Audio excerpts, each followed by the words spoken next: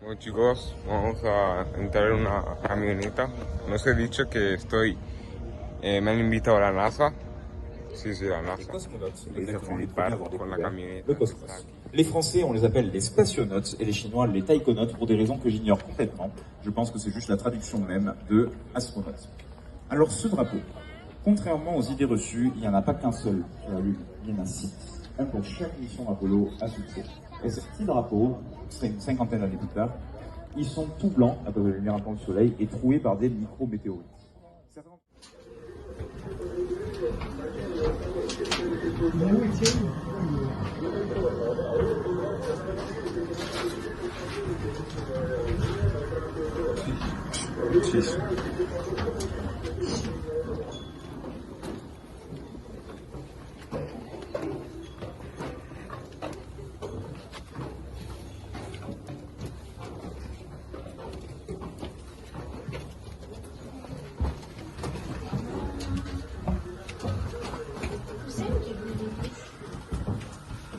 Qui t'a dit qu'elle avait reçu une salle, cabine de douche et sauna.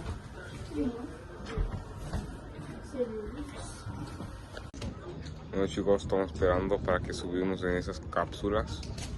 Aquí atrás mía las banderas de pañita está ahí, creo.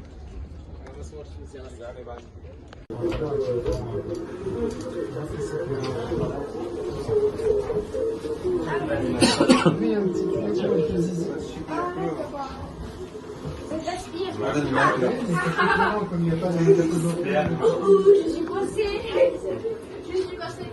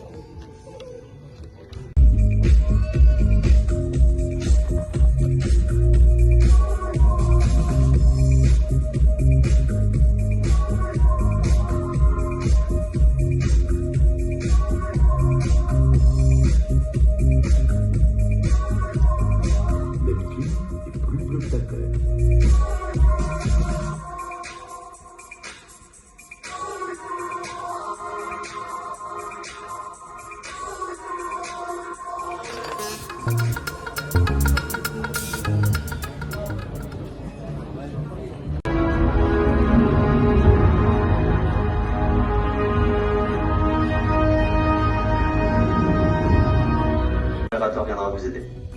Il est enfin temps pour vous de mettre vos lunettes 3D. Si vous avez oublié de...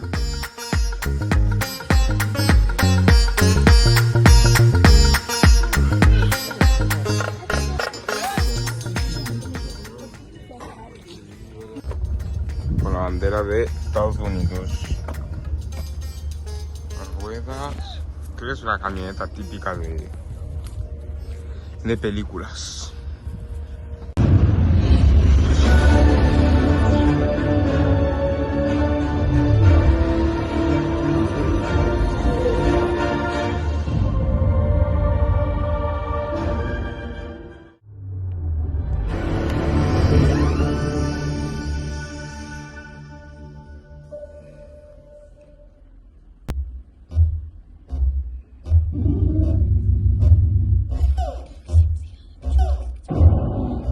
Les astéroïdes sont les vestiges d'un passé ancien.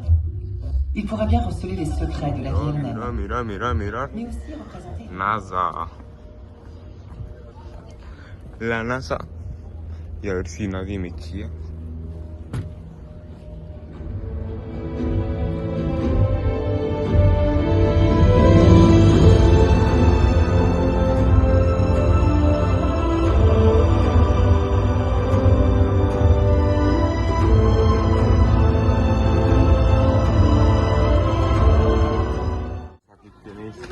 bicho que capta el sonido de la luna o de cualquier planeta. Va, es una locura. Esta y ese también son dos. Mirad la ranura del bicho. Ese, una locura. Y a saber cuánto vale esta locura. Y es de China. La China esta, pues que son locos, están locos los chinos. Hacen de todo.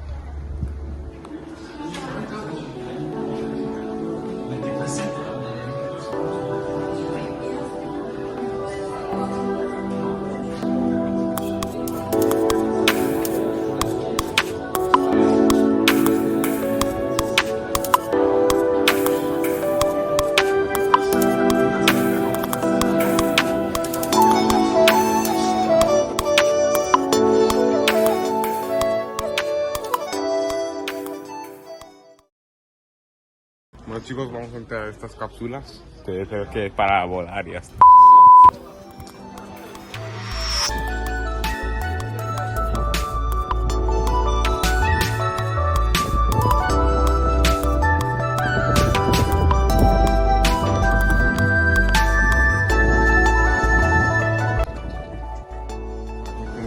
Este bicho, que no sé qué es, déjenme en los comentarios si sabes qué es. Mirad. Es una cámara, eso es para que grabe el espacio, creo que es eso. Es una locura, mirad. Esto imaginaros conducirlo, si queréis que lo conduzca, dale, ¿te imaginas? No. Es muy guapo.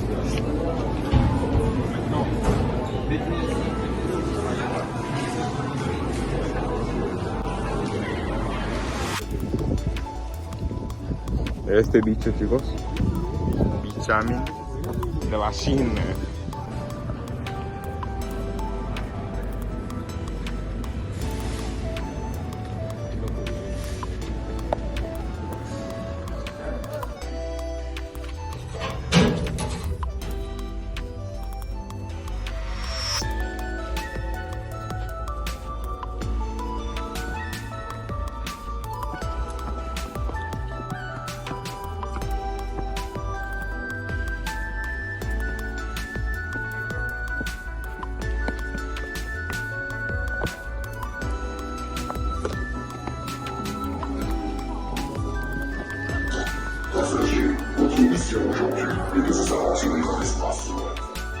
Gauche du drapeau, est-ce que vous voyez une petite tige dépassée?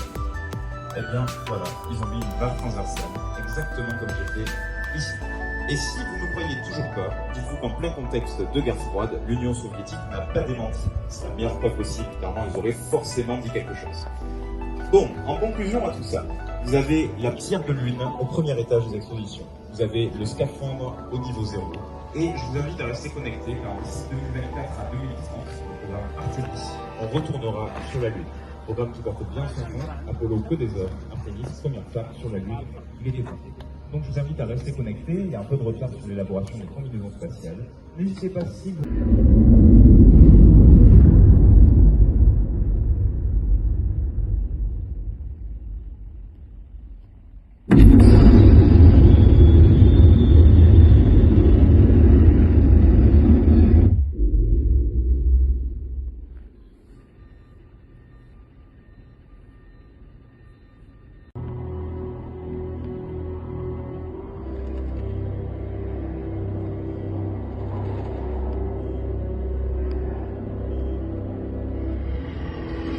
Les populations, les animaux et même les eaux seraient déplacés vers des abris situés à des centaines de kilomètres. Des capteurs seraient disséminés tout autour de la zone d'impact, prêts à enregistrer les effets de cet événement rare.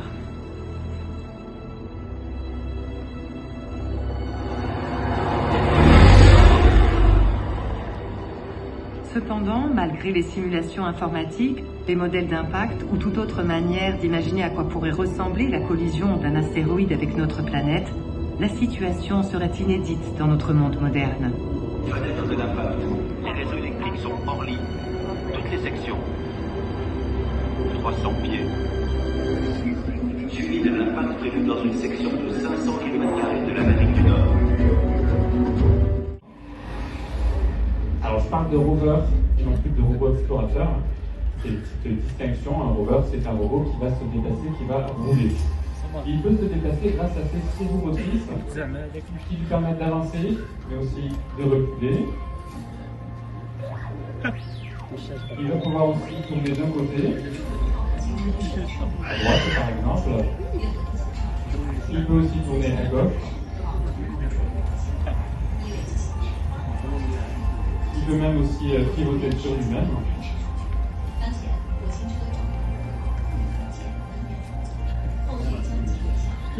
Il pèse environ 240 kg. Il va pouvoir avancer et utiliser ces instruments dont je vous parlerai un petit peu plus tard. Maintenant, c'est deux bateaux électriques qui sont situés dans l'arrière du corps du rover. Alors ici, la vitesse de déplacement, elle a été accélérée pour les zones de déplacement, elle a été beaucoup moins vite, à une vitesse plus grande de 3 mètres par minute. C'est batterie électrique pour pouvoir les recharger, une fois qu'elles sont à plat. On va avoir des panneaux solaires aussi avec la moto pour l'illumination. On va dépier ces panneaux solaires qui, dans la réalité, se dépient de manière automatique. Des panneaux solaires qui vont d'ailleurs être soumis à l'environnement martien qu'on a représenté en partie, avec notamment, vous voyez ici, en fond ici, ces roches, roches couleur ocre, couleur ocre avec aussi d'ailleurs cette poussière. Attention aux casquettes.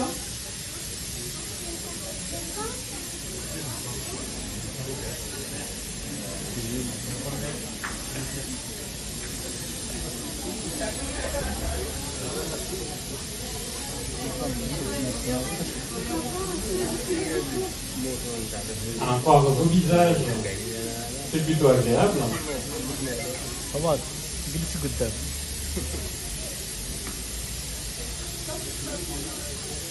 Voilà l'équivalent sur Mars. On est plutôt sur une légère brise marine qui fait du bien.